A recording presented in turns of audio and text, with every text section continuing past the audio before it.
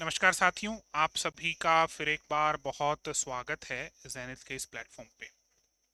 दोस्तों, मनोविज्ञान का हमारा क्रैश कोर्स चल रहा है।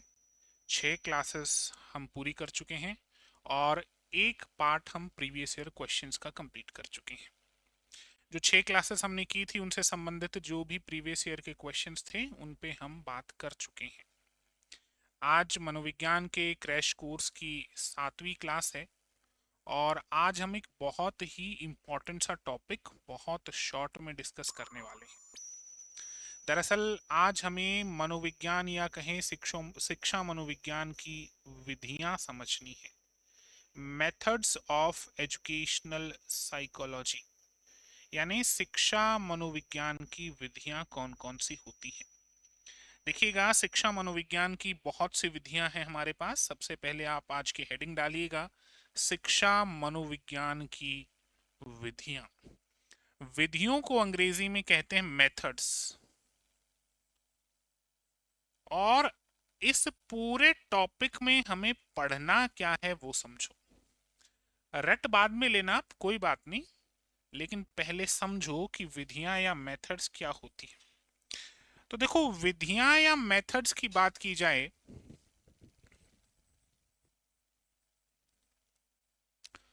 मेथड्स ऑफ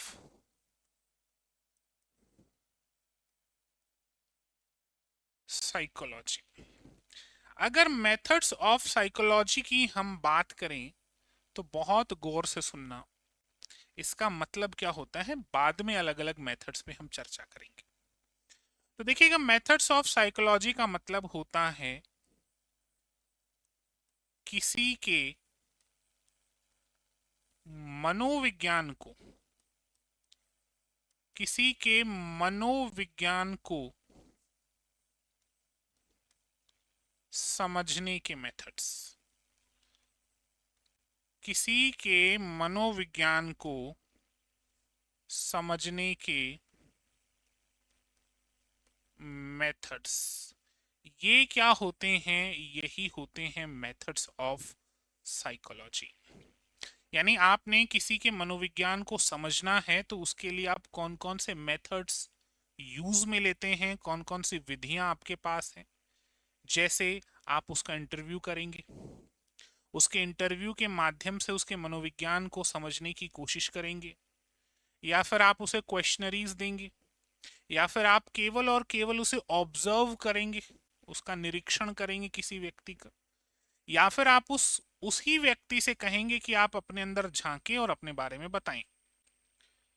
तो कुल 9 से 10 अलग अलग विधियां हैं जिनसे हम किसी भी व्यक्ति के मनोविज्ञान को समझ सकते हैं।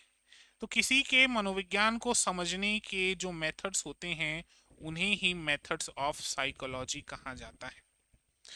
अब वन बाय वन मेथड्स पे बात करते हैं। कुल मिलाकर हमारे पास 9 से 10 मेथड्स हैं मनोविज्ञान को समझने के लिए। सबसे पहला method self observation method, introspection method या सेल्फ लुक मेथड। देखो, यहां 3 नाम है।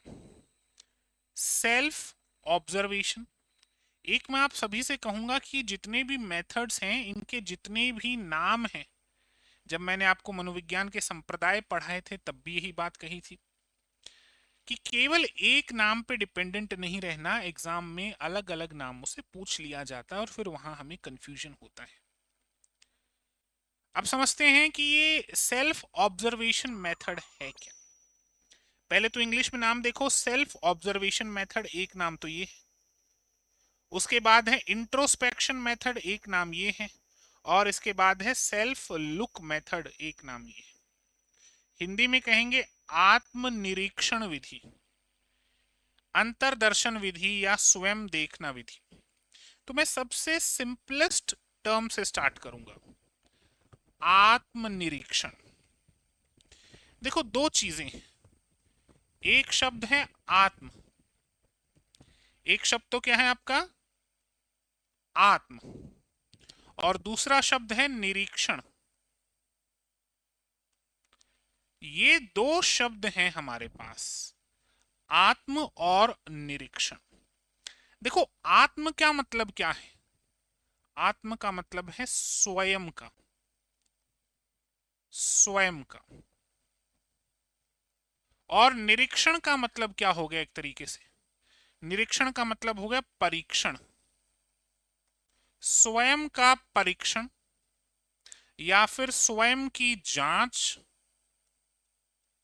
या फिर स्वयं को देखना। बस ये पॉइंट आपने ध्यान रखना है, परीक्षण, जांच या देखना। तो बड़ा सिंपल सा पॉइंट है कि जब भी कोई भी व्यक्ति, बहुत ध्यान से सुनना, जब भी कोई भी व्यक्ति अपने भीतर झांक कर अपने बारे में समझने की कोशिश करता है तो इसे ही आत्मनिरीक्षण विधि कहा जाता है। अब आप कहोगे सर अपने भीतर कैसे झांका जाता है? इंट्रोस्पेक्शन का मतलब क्या है? क्या ये विधि वैज्ञानिक विधि है भी या नहीं है? सबसे पुरानी विधि है क्या? और इस विधि को दिया किसने है? तो चलिए वन बाय वन सभी पॉइंट्स पे बात करते हैं। बट सबसे पहला पॉइंट जो आप लोगों ने नोट करना है वो ये लिखिए, आत्म निरीक्षण विधि में, आत्मनिरीक्षण विधि में व्यक्ति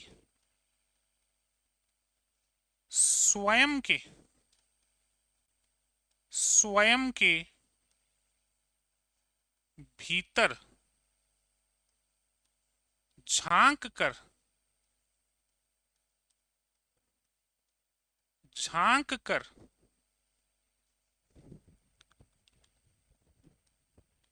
स्वयं को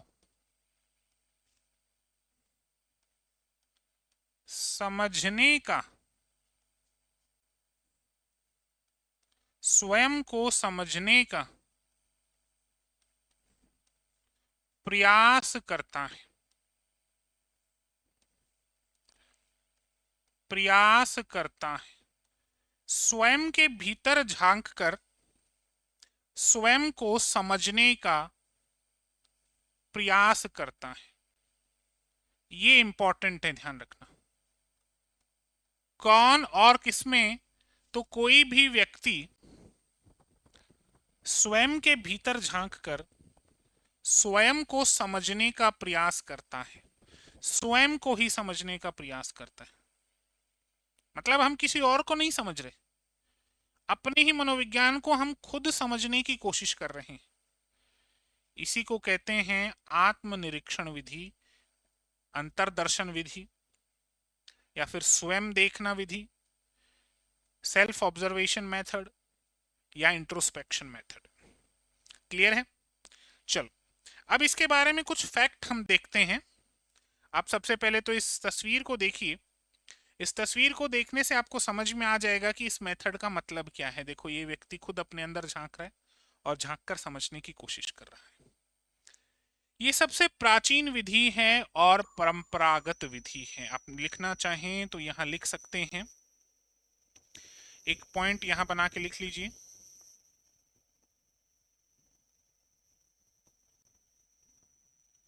सबसे प्राचीन व सबसे प्राचीन व परंपरागत मेथड कौन सा? आत्मनिरीक्षण विधि। आत्मनिरीक्षण विधि सबसे प्राचीन और परंपरागत मेथड है, यानी ट्रेडिशनल मेथड है, पुराना मेथड है। ठीक है, बहुत पुराना मेथड है। आगे बात करते हैं। वुडवर्थ ने इसे स्व निरीक्षण विधि भी कहा है, तो ये भी इंपॉर्टेंट है। देखो आत्मनिरीक्षण कौन सी विधि? आत्मनिरीक्षण कौन सी विधि सर? आत्मनिरीक्षण विधि को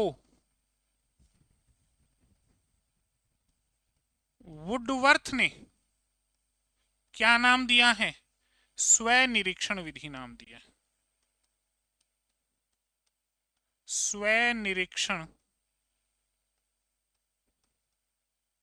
विधि नाम दिया है। ये भी एक इंपॉर्टेंट पॉइंट है, एग्जाम में पूछा जा सकता है कि किसने दिया? वुडवर्थ ने दिया। किसका नाम? आत्मनिरीक्षण विधि का नाम। और क्या नाम दिया? स्व निरीक्षण विधि नाम दिया। तो इंपॉर्टेंट हो सकता है, ध्यान रखना, एग्जाम में ऐसे ही क्वेश्चंस आपको देखने को मिल जाएंगे। मूल संबंध जॉन लॉक से है, मतलब ये जो विधि है वो मूल रूप से किससे संबंधित है? तो जॉन लॉक से है। प्रतिपादक विलियम वुंट तथा उनके शिष्य टिचनर है। कौन है? विलियम वुंट तथा उनके शिष्य टिचनर। अब विलियम वुंट और उनके शिष्य टिचनर से आपको मनोविज्ञान का एक संप्रदाय याद आ जाना चाहिए। कौन सा संप्रदाय? संरचनावाद।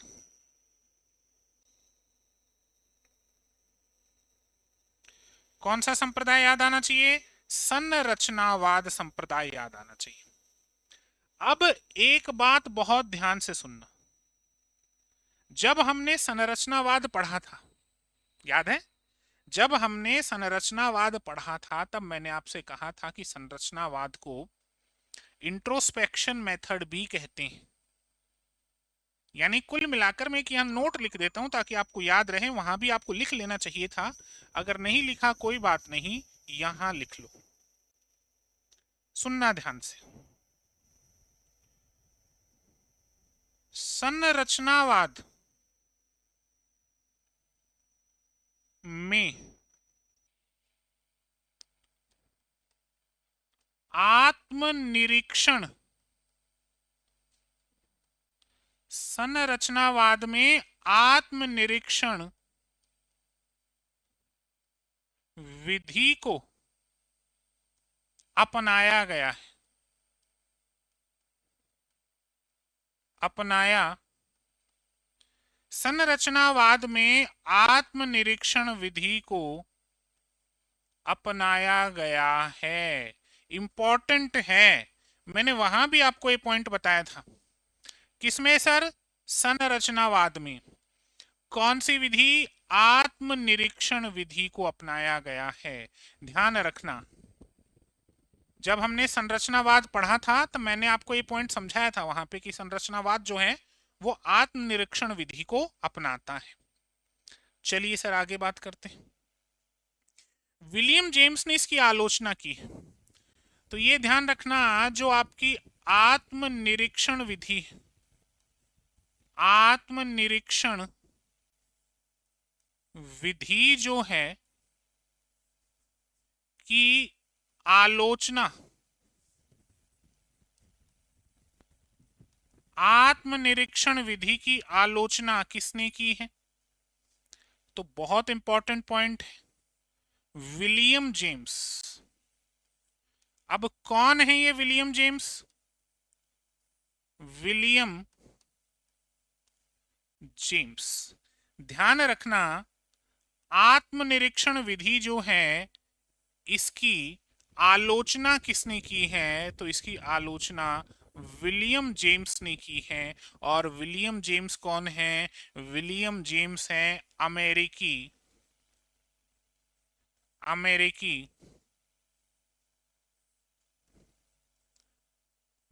मनोविज्ञान के जनक। विलियम जेम्स कौन है? अमेरिकी मनोविज्ञान के जनक, ये आप सबको ध्यान होना चाहिए। और विलियम जेम्स ने ही संरचनावाद की भी आलोचना की थी। ठीक है, प्रकार्यवाद की जब हमने बात की थी तब समझा था। अच्छा, इन्होंने आलोचना क्यों की? विलियम जेम्स ने कहा कि कोई भी व्यक्ति अपने आप को कैसे समझ सकता है? अपने आप को समझना तो बड़ा मुश्किल काम, इसलिए इन्होंने इस विधि की आलोचना की। दूसरी विधि, निरीक्षण या बहिर्दर्शन या अवलोकन या प्रेक्षण विधि। अब ये जो निरीक्षण विधि है, अवलोकन विधि है, इसका जो फेमस नाम है, प्रसिद्ध नाम है, वो है अवलोकन, ऑब्जर्वेशन मेथड। तो ये जो अवलोकन विधि है ये आत्मनिरीक्षण विधि के विरोध में आई। तो पहला पहला पॉइंट तो आप ये लिखो, मैं लिख देता हूं अवलोकन, क्योंकि फेमस नाम यही है। अवलोकन विधि किसके विरोध में आई है? आत्मनिरीक्षण। अवलोकन विधि आत्मनिरीक्षण विधि। अच्छा, यहां विधि की स्पेलिंग गलत हो गई क्या? छोटा धी करें, चलो कर देते हैं भाई। अवलोकन विधि आत्मनिरीक्षण विधि के विरोध में आई। अवलोकन विधि जो है वो आत्मनिरीक्षण विधि, ध्यान रखना, आत्मनिरीक्षण विधि के विरोध में आई सर। अच्छा, अवलोकन विधि में किया क्या जाता है वो भी सुनो। तो ये जो आपकी अवलोकन विधि है इसमें क्या होता है? तो इसमें होगा व्यक्ति के व्यवहार का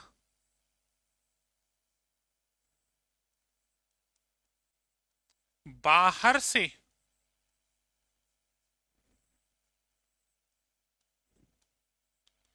अवलोकन करना। बस, अगर आपने इतना भी समझ लिया तो आपका काम बन जाएगा। व्यक्ति के व्यवहार का, किसका? व्यवहार का। कहां से अवलोकन करना? बाहर से अवलोकन। अगर इतना पॉइंट आपको समझ में आ गया तो अवलोकन विधि में, ऑब्जर्वेशन मेथड में आपको कहीं कोई दिक्कत नहीं आने वाली। ये ध्यान रखना, ये आत्मनिरीक्षण विधि के विरुद्ध विरुद्ध में आई थी। ये छोटा सा पॉइंट ध्यान रखना। अब पढ़ते हैं, देखो। व्यवहार का निरीक्षण करके मानसिक दशा को जानना, यही बात हमने की थी, व्यवहार का निरीक्षण करना। प्रतिपादक कौन है? तो प्रतिपादक है सर जेबी वॉटसन। कौन है? जेबी वॉटसन। अब जेबी वॉटसन के बारे में एक खास बात आप लोगों को ध्यान रखनी है। जेबी वॉटसन व्यवहारवाद के जनक। जेबी वॉटसन व्यवहारवाद के जनक माने जाते हैं। हमेशा ध्यान रखना, व्यवहारवाद के जनक कौन है? तो व्यवहारवाद के जनक हैं जेबी वॉटसन। जेबी वॉटसन ने ही इस विधि को दिया है। इस विधि का विकास अंतः दर्शन विधि के विरुद्ध में हुआ या उसके विरोध में हुआ। ठीक है, तो ये ध्यान रखना, जो ये अवलोकन विधि है इसका प्रतिपादन किसने किया है? जेबी वॉटसन ने किया है। टाइप्स ऑफ ऑब्जर्वेशन, ये भी इंपॉर्टेंट। अवलोकन कितने प्रकार के होते हैं? तो देखो, अवलोकनों की बात की जाए, अवलोकन, और अवलोकन को इंग्लिश में क्या कहते हैं सर? ऑब्जर्वेशन। ऑब्जर्वेशन कितने प्रकार के होते हैं? तो सर ऑब्जर्वेशन जो है वो दो प्रकार के होते हैं। एक है सहभागी अवलोकन,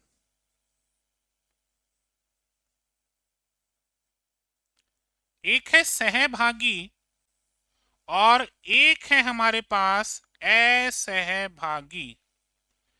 दो प्रकार के अवलोकन होते हैं, सहभागी और असहभागी। ध्यान रखिएगा इस पॉइंट को। सहभागी का मतलब क्या होता है? सहभागी का मतलब होता है अवलोकन करने वाला खुद उस समूह में शामिल होता है। और असहभागी का मतलब क्या होता है? अवलोकन करता दूर से अवलोकन करता है। तो इसको लिख लो थोड़ा सा, अब इंग्लिश में भी बात करेंगे, पहले एक बार इसको नोट कर लो। अवलोकन करता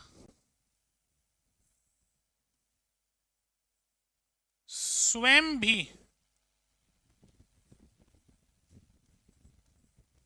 उस समूह में शामिल होता है, जिसका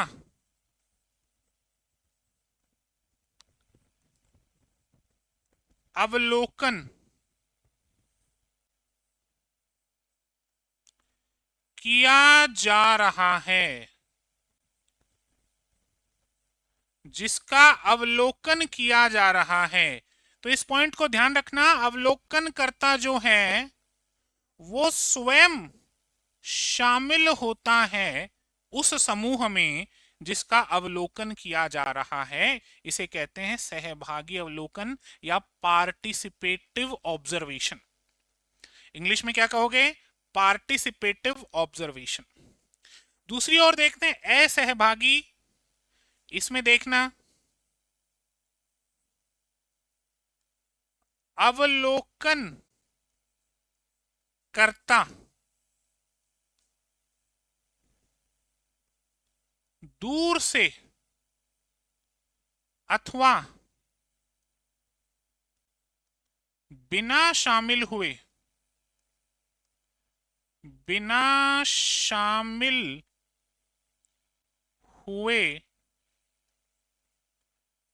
अवलोकन करता है। अवलोकन करता है, ये बड़ा इंपॉर्टेंट पॉइंट है। यहां पे अवलोकन करता दूर से अथवा बिना शामिल हुए क्या करता है? अवलोकन करता है। Non participative observation. क्लियर है सर? कॉल सैनिक ने दो प्रकार के अवलोकन बताए हैं, ये भी थोड़ा सा इंपॉर्टेंट हो जाता है। अब भाई कॉल सैनिक ने अलग से बताए हैं तो ये एग्जामिनर के लिए फेवरेट हो सकता है। एक तो फॉर्मल और एक इनफॉर्मल। तो थोड़ा सा इसको भी ऐसे आप टेबल बना के लिखना चाहें तो लिख सकते हैं। कॉल सैनिक ने कितने बताए हैं? औपचारिक व अनौपचारिक।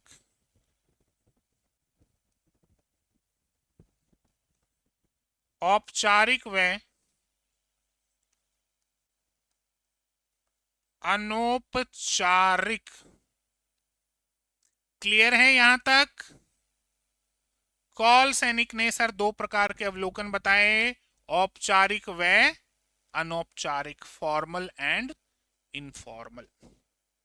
चलो अगली विधि देखते हैं। अगली विधि है case study, history method, life history method, biography method, personal history method. जीवन इतिहास विधि। मैं आपको 2 सेकंड का विंडो दे रहा हूं, जल्दी से आप इनका नाम नोट करिएगा। जीवन इतिहास विधि।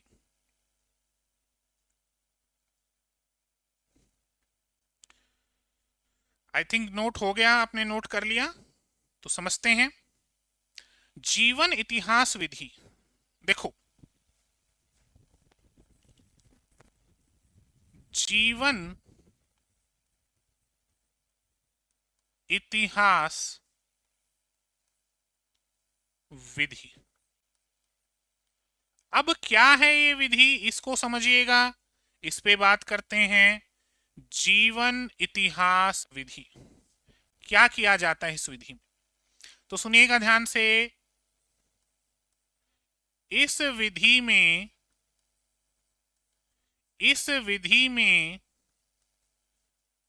किसी व्यक्ति के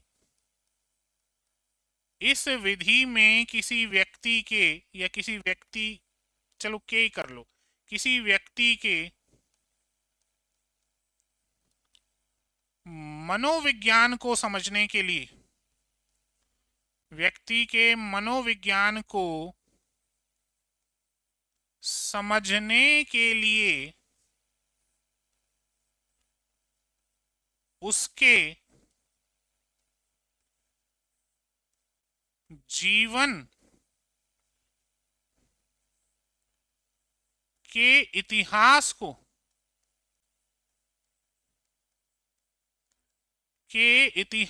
को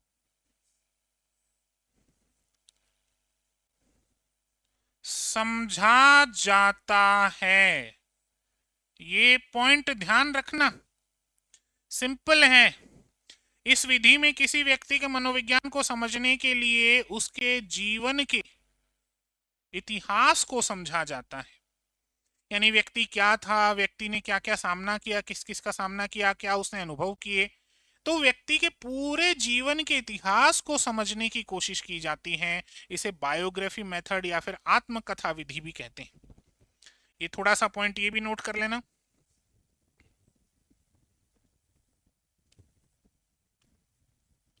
आत्मकथा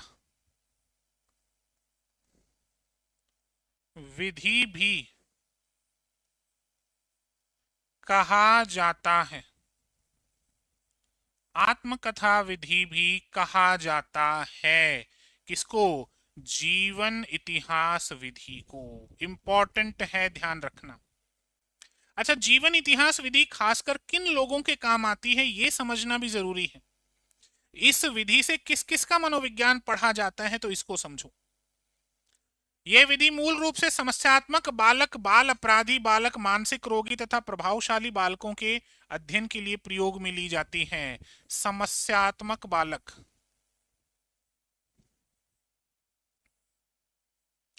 एक तो समस्यात्मक बालक, एक अपराधी बालक। समस्यात्मक बालक, अपराधी बालक, मानसिक रोगी, तो इनके लिए इस मेथड को ज्यादा यूज में लिया जाता है। अगर इनके मनोविज्ञान को समझना हो तो जीवन इतिहास विधि जो है वो बड़ी काम आती है सर। क्या है? जीवन इतिहास विधि बड़ी काम आती है। और साथ में कुछ ज्यादा टैलेंटेड बच्चे हों तो उनको भी इसी मेथड के द्वारा समझा जाता है। चलो जी, अगला है एक्सपेरिमेंटल मेथड या प्रयोगात्मक विधि। प्रयोगात्मक विधि, एक्सपेरिमेंटल मेथड, इसको समझने की कोशिश करते हैं। ये क्या है सर? वन बाय वन देखते हैं। देखो, सबसे पहले तो मुझे ये बताओ, सबसे पहला पॉइंट तो मुझे ये बताओ कि प्रायोगिक मनोविज्ञान, प्रायोगिक मनोविज्ञान की शुरुआत किसने की थी? यहीं से ये पूरा मेथड आएगा। प्रायोगिक मनोविज्ञान की शुरुआत किसने की थी? तो आप कहेंगे सर जेबी वॉटसन ने की थी। हैं? जेबी वॉटसन ने की थी? अरे विलियम वुंट ने की थी। William Wundt. अगर आपसे कोई पूछे कि प्रायोगिक मनोविज्ञान जो है इसकी स्थापना किसने की थी, तो विलियम वुंट हमारा आंसर होता है। इन्होंने मनोविज्ञान की प्रथम प्रयोगशाला, मैं लिख देता हूं ताकि आप लोगों को ये चीजें अच्छे से याद रहें। मनोविज्ञान की जो प्रथम प्रयोगशाला है, मनोविज्ञान की जो प्रथम प्रयोगशाला है की स्थापना भी इन्होंने की थी।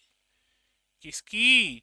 मनोविज्ञान की प्रथम प्रयोगशाला की स्थापना किसने की थी? विलियम वुंट ने की थी। और कहां की थी? जर्मनी के लिपजिंग शहर में की थी। और यहीं से मनोविज्ञान का वैज्ञानिक काल प्रारंभ हुआ था।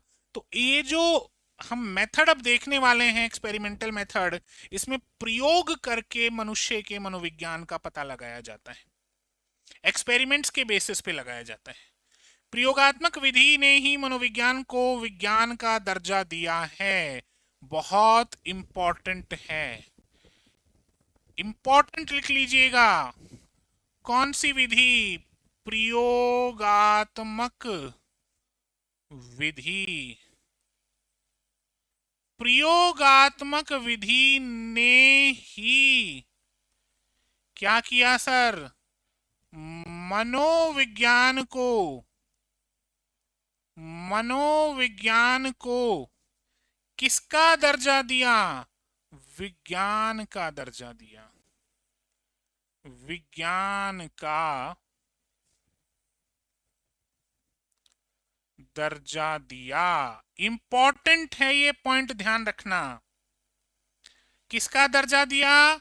विज्ञान का दर्जा। किसने? प्रयोगात्मक विधि ने। कौन सी विधि सर? प्रयोगात्मक विधि ने ही मनोविज्ञान को विज्ञान का दर्जा दिया है, ये बात ध्यान रखना। प्रयोगात्मक विधि का जनक जर्मन मनोवैज्ञानिक विलियम वुंट को माना जाता है। मैं लिखवा चुका हूं ये पॉइंट आपको।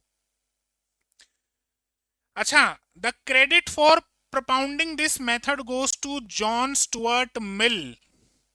इस विधि का श्रेय किसे जाता है?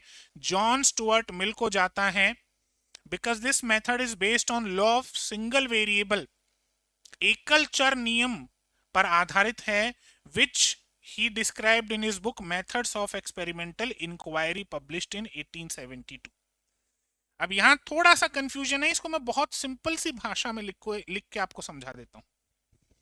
देखो, कौन सी विधि? प्रयोगात्मक विधि। साथ के साथ लिखते चलना और समझते चलना। प्रयोगात्मक विधि का श्रेय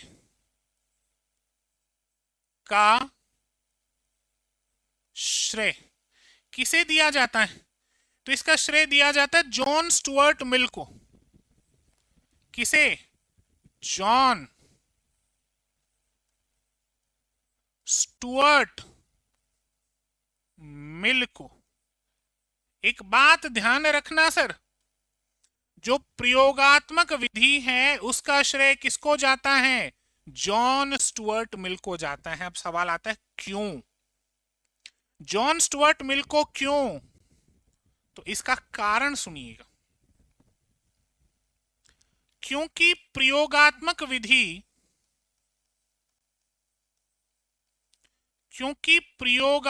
विधि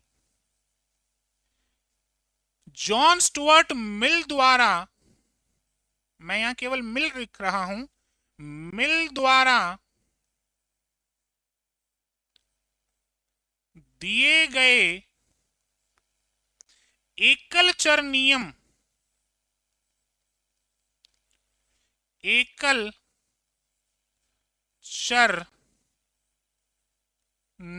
पर आधारित है।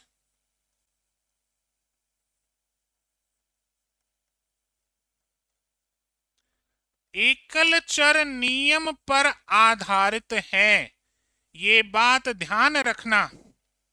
किस पर आधारित है?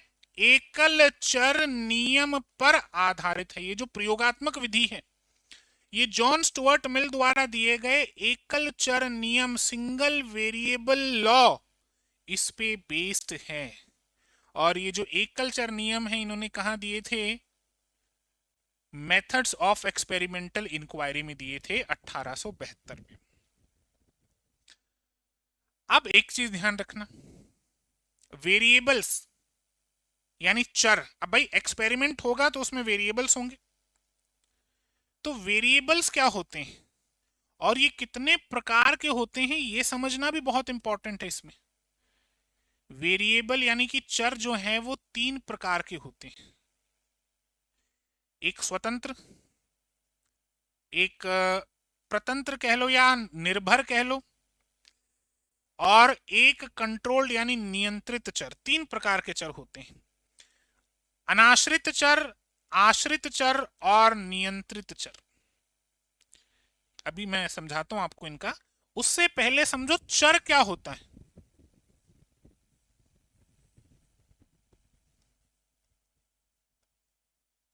वेरिएबल, देखो चर कोई भी मान होता है,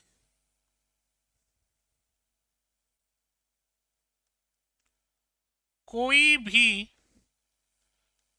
मान जिसमें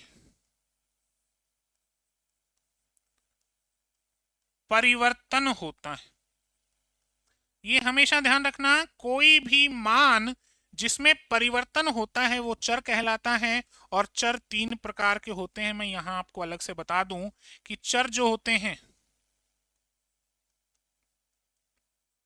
इंपॉर्टेंट है, वेरिएबल, और वेरिएबल को हिंदी में कहते हैं चर। और चर जो होते हैं ना सर, वो तीन प्रकार के होते हैं, ध्यान रखना। चर कितने प्रकार के होते हैं? तीन प्रकार के होते हैं। कौन कौन से होते हैं? देखो, सबसे पहला है स्वतंत्र चर, दूसरा है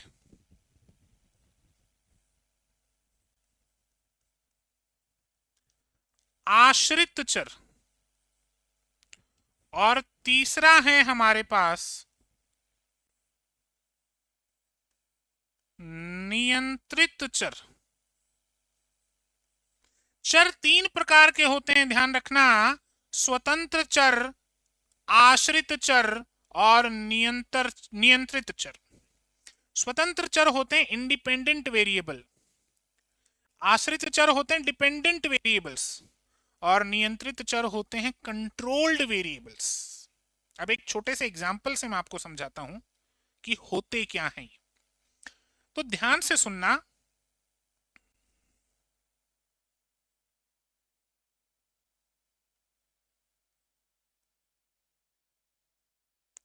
इंडिपेंडेंट,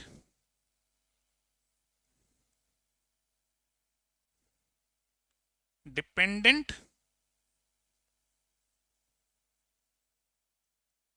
और कंट्रोल्ड, तीन टाइप के हो गए, इंडिपेंडेंट, डिपेंडेंट और कंट्रोल्ड। अब इनको समझो होता क्या है। तो हम एक एग्जांपल लेते हैं इसके लिए, ध्यान से सुनना। एक हम प्रयोग करेंगे सर, क्या करेंगे? प्रयोग करेंगे, ठीक है। और हमने किया कि हमारे पास मान लो दो पौधे हैं। अब आप कहेंगे सर मनोविज्ञान में पौधे कहां से आ गए? एग्जाम्पल है बेटा, मैं एग्जाम्पल से आपको समझाना चाह रहा हूं कि स्वतंत्र चर और आश्रित चर में क्या अंतर होता है। ये दो पौधे हैं मान लो हमारे पास, ध्यान से सुनना, बड़ा इंपॉर्टेंट एग्जाम्पल है,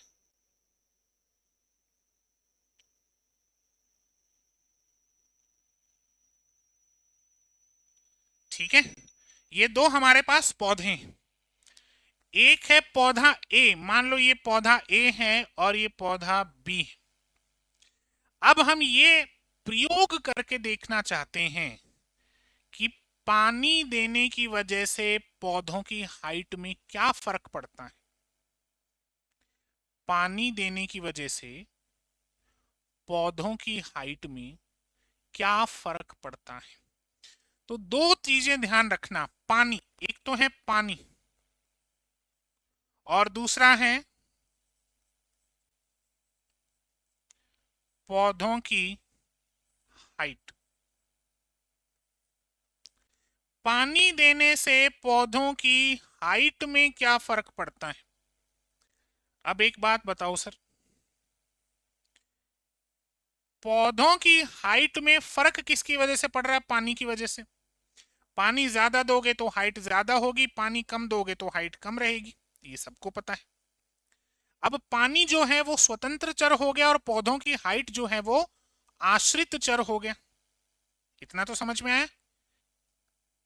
जैसे एज बढ़ने से मानसिकता कितनी बढ़ती है? मानसिकता का बढ़ना घटना किस पर निर्भर है? As per. तो एज जो है वो इंडिपेंडेंट है, स्वतंत्र है, और मानसिकता डिपेंडेंट है। लेकिन यहां कंट्रोल्ड वेरिएबल कौन सा है? अब देखो, हमें दोनों की ग्रोथ देखनी है पानी के आधार पर। अगर मैं कहूं कि मैं खाद डालता हूं, खाद, फर्टिलाइजर्स, तो मेरा जो प्रयोग हो रहा है पानी और पौधों की हाइट का, ये डिस्टर्ब हो जाएगा। मान लो मैंने इस पौधे को पानी कम दिया है, इस पौधे को पानी ज्यादा दिया है, लेकिन खाद इसे ज्यादा दे दी, इसे कम दे दी, तो मेरा प्रयोग गड़बड़ा जाएगा। तो इसलिए मुझे खाद की मात्रा नियंत्रित रखनी पड़ेगी, कंट्रोल्ड रखनी पड़ेगी। इसीलिए खाद जो है वो नियंत्रित चर माना जाता है सर, ध्यान रखना। क्लियर है? चलो, चरों वाला मामला भी पूरा हो गया। चर कितने प्रकार के हैं? 3 प्रकार के। अब बात करते हैं क्वेश्चनरी मेथड, यानी प्रश्नावली विधि। ये मेथड इसलिए इंपॉर्टेंट है क्योंकि एग्जाम में पूछा गया है और इसका संबंध अरस्तु से भी है। अब इसका संबंध अरस्तु से कैसे है, इस पे बात करते हैं। ये कैसा मेथड है, क्या विधि है? प्रश्नावली विधि सुनिएगा। प्रश्नावली विधि का जनक वुडवर्थ को माना जाता है। किसको? वुडवर्थ को। तो एक तो ये ध्यान रखना, जो प्रश्नावली विधि, प्रश्नावली विधि, विधि का नाम अच्छे से ध्यान रखना। प्रश्नावली विधि ये तो किसने दी थी सर? वुडवर्थ ने दी थी। किसने दी थी? वुडवर्थ ने दी थी प्रश्नावली विधि। क्लियर है? लेकिन प्रश्नोत्तर विधि अलग चीज है। 2 विधियां हैं यहां पर। प्रश्नोत्तर विधि, प्रश्नोत्तर विधि का श्रेय दिया जाता है सुकरात को।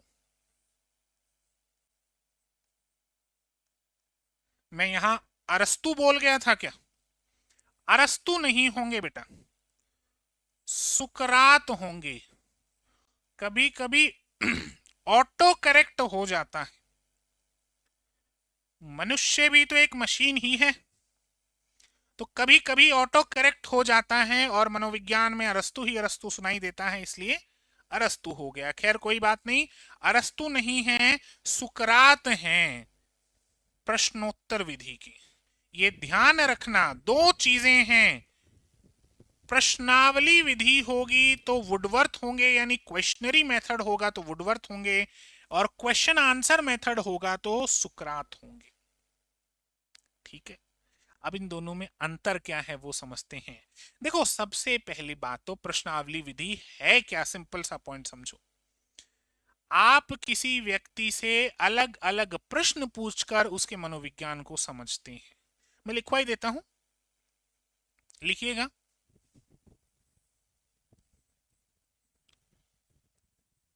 प्रश्नावली विधि, कौन सी विधि? प्रश्नावली विधि। क्या होता है इस विधि में? तो सर बहुत सिंपल सा आंसर है।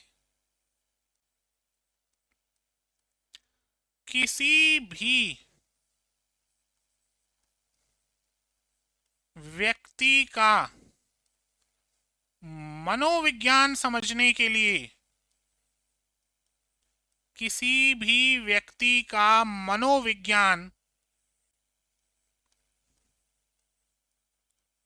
समझने के लिए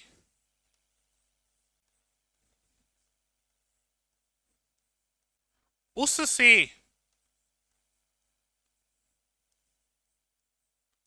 प्रश्न पूछे जाते हैं,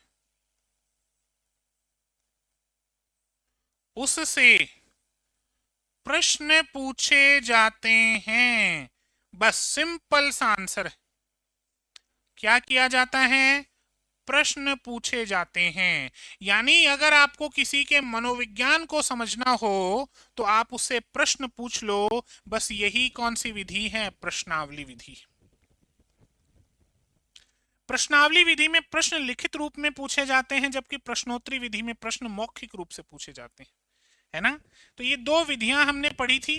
प्रश्नावली विधि तो यहां लिख लो ताकि आपको याद रहे। प्रश्न लिखित रूप में, प्रश्न लिखित रूप में पूछे जाते हैं। ध्यान रखना, किस रूप में? लिखित रूप में पूछे जाते हैं। किसमें? प्रश्नावली विधि में। जबकि अगर बात करें प्रश्नोत्तर विधि में, तो ध्यान रखना सर, प्रश्न जो हैं मौखिक रूप से, मौखिक रूप में पूछे जाते हैं। प्रश्न जो हैं मौखिक रूप में पूछे जाते हैं। ध्यान रखना, इस बात का इंपॉर्टेंट है। क्लियर है? बस, ये आपकी प्रश्नावली विधि भी पूरी होती है। इसके बाद बात करते हैं इंटरव्यू मेथड के विषय में। साक्षात्कार विधि, इंटरव्यू मेथड कुछ भी नहीं है, साक्षात्कार लिया जाता है। आमने सामने बातचीत होती है और सूचना एकत्रित करने की एक मौखिक विधि है, साक्षात्कार लिया जाता है। साक्षात्कार के माध्यम से साक्षात्कार के माध्यम से व्यक्ति के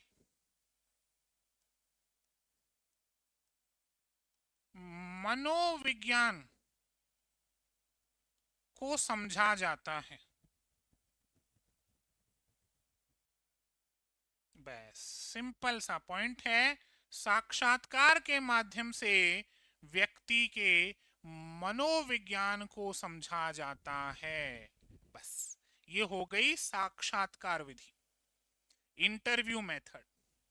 भाई क्रैश कोर्स चल रहा है ये हमारा, तो हम बहुत ज्यादा गहराई में नहीं जा रहे, जो मुख्य मुख्य बातें हैं उन्हें डिस्कशन में ले रहे हैं। अगला है क्लिनिकल मेथड, यानी कि नैदानिक विधि। कौन सा? नैदानिक विधि। अब ये क्या है और इसका किससे संबंध है, सुनिएगा। आमतौर पर इस क्षेत्र की शुरुआत 1896 में लाइटनर विटमर द्वारा पेंसिल्वेनिया विश्वविद्यालय में पहले मनोवैज्ञानिक क्लिनिक के उद्घाटन के साथ हुई। कौन सा मेथड? क्लिनिकल मेथड, नैदानिक विधि। कब शुरुआत होती है सर? 1896 में होती है। 1896 में इस मेथड की शुरुआत होती है। और कौन शुरू करता है? Lightener Whitmer. पेंसिल्वेनिया जो यूनिवर्सिटी है वहां के मनोवैज्ञानिक हुए और वहां इन्होंने एक क्लिनिक की शुरुआत की, वहां से इस मेथड की शुरुआत होती है।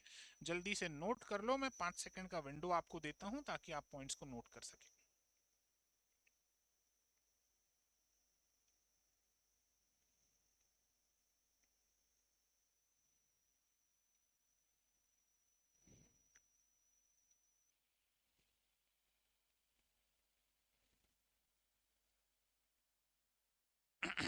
ठीक है, चलो आगे बात करते हैं, आगे समझते हैं। यह विधि चिकित्सा शास्त्र से ली गई है। भाई नाम ही क्लिनिकल मेथड है, तो कहां से ली गई होगी? चिकित्सा शास्त्र से ली गई है। रोगी बालक, समस्यात्मक बालक, हकलाने वाले बालक, परेशान रहने वाले बालक, अपराधी बालक आदि का अध्ययन किया जाता है। तो खासकर जो रोगी बालक होते हैं, जो बीमार हैं, जो हकलाते हैं, जो मानसिक रूप से स्वस्थ नहीं हैं, जो अपराधी प्रवृत्ति के हैं, उनके लिए इस विधि को काम में लिया जाता है। अगली विधि है डेवलपमेंटल मेथड, यानी कि विकासात्मक विधि। विकासात्मक नाम आप आगे भी कई बार सुनेंगे। विकासात्मक विधि, इसका संबंध किससे है? देखो, जीन पियाजे से है।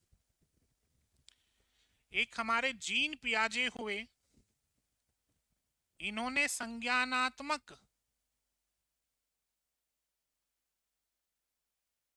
विकास का सिद्धांत दिया था, आपको ध्यान हो तो। अभी आगे पढ़ेंगे इसको। संज्ञानात्मक विकास का सिद्धांत दिया, किसने दिया था? जीन पियाजे ने दिया। जीन पियाजे। और जो बालक मनोविज्ञान की तैयारी करता है उनके लिए जीन पियाजे को पढ़ना समझना इतना ही जरूरी है जितना आप अगर जयपुर घूमने आते हैं तो हवा महल को देखना। ठीक है, तो संज्ञानात्मक विकास का सिद्धांत दिया, इसे जेनेटिक विधि भी कहते हैं, और इसमें बालक की जो अलग अलग स्टेजेस होती हैं डेवलपमेंट की उनको देखा जाता है। अलग से पूरी क्लास होगी इस पे। जीन पियाजे का संज्ञानात्मक विकास का सिद्धांत पूरी क्लास होगी, कम से कम 2 से 3 क्लासेस इस पे हमारी चलेंगी। अगली विधि है कंपैरेटिव विधि यानी तुलनात्मक विधि। फाइनल हमारी लास्ट विधि है तुलनात्मक विधि, और नाम से ही क्लियर है, दो बालकों के मध्य कंपेयर करके उनके मनोविज्ञान को समझा जाता है। कौन सी विधि?